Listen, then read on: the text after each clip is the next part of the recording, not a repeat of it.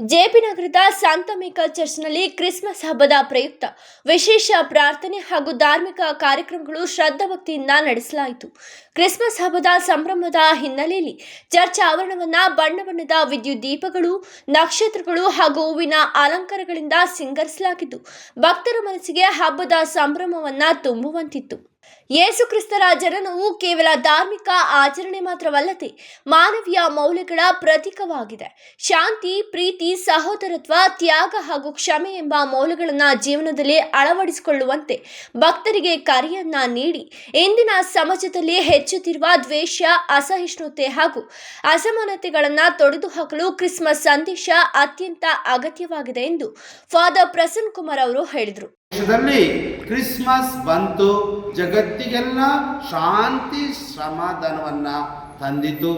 ಎಲ್ಲರೂ ಅಣ್ಣ ತಮ್ಮ, ಎಲ್ಲರೂ ಅಕ್ಕ ತಂಗಿ, ದೇವರೇ ನಮಗೆ ಅವರು ಆಧಾರ, ಸರ್ವರನ್ನು ಆತನು ಹರಸುವ ಸರದಾರ ಎಂಬುದಾಗಿ ಕೊಂಡಾಡುವಂತಹ ದಿನವೇ ಕ್ರಿಸ್ಮಸ್ ಹಬ್ಬ, ಕ್ರಿಸ್ತ ಜಯಂತಿ. ಹೀಗಿರುವಾಗ ಈ ಹಬ್ಬದ ದಿವಸ ನಾವೆಲ್ಲರೂ ಒಟ್ಟಾಗಿ ಸೇರಿ ಇಡೀ ವಿಶ್ವಕ್ಕಾಗಿ ಪ್ರಾರ್ಥಿಸುತ್ತೇವೆ. ನಮ್ಮ ಭಾರತ ದೇಶಕ್ಕಾಗಿ ಪ್ರಾರ್ಥಿಸುತ್ತೇವೆ, ನಮ್ಮ ಕರ್ನಾಟಕ ರಾಜ್ಯಕ್ಕಾಗಿ ಪ್ರಾರ್ಥಿಸುತ್ತೇವೆ, ನಮ್ಮ ಬೇಲೂರಿನ ಸುತ್ತಮುತ್ತ ಇರತಕ್ಕಂಥ ಸರ್ವರಿಗಾಗಿ ನಾವು ಪ್ರಾರ್ಥಿಸುತ್ತೇವೆ. ಹಬ್ಬಗಳು ಸಮಾಜವನ್ನ ಒಗ್ಗೂಡಿಸುವ ಮಹತ್ವದ ಸಂದರ್ಭಗಳಾಗಿದೆ. ಎಲ್ಲ ಧರ್ಮಗಳು ಶಾಂತಿ ಮತ್ತು ಮಾನವೀಯತೆಯನ್ನ ಸಾರುತ್ತವೆ.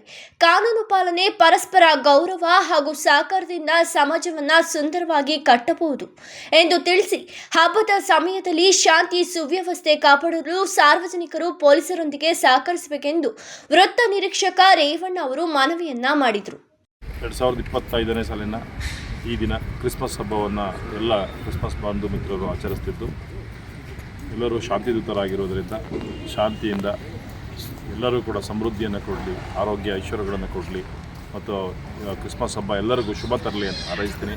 ಹಾಗೆ ನಾವು ಫಾದರರು ಕೂಡ ನಮ್ಮ ಎಲ್ಲ ಪೊಲೀಸ್ ಠಾಣೆಗೆ ಭೇಟಿ ನೀಡಿ ನಮಗೆಲ್ಲರೂ ಕೂಡ ಶುಭ ಕೋರಿದ್ರು. ಅವತ್ತು ಅವರು ಕೂಡ ನಾನು ನನ್ನ ಪೊಲೀಸ್ ಠಾಣೆ ವತಿಯಿಂದ ಶುಭವನ್ನು ಕೋರ್ತಾ ಒಳ್ಳೆಯದಾಗಲಿ ಅಂತ ಎಲ್ಲರೂ ಕೂಡ ಕ್ರಿಸ್ಮಸ್ ಬಾಂಧವರಿಗೆ ಹಾರೈಸ್ತೇನೆ.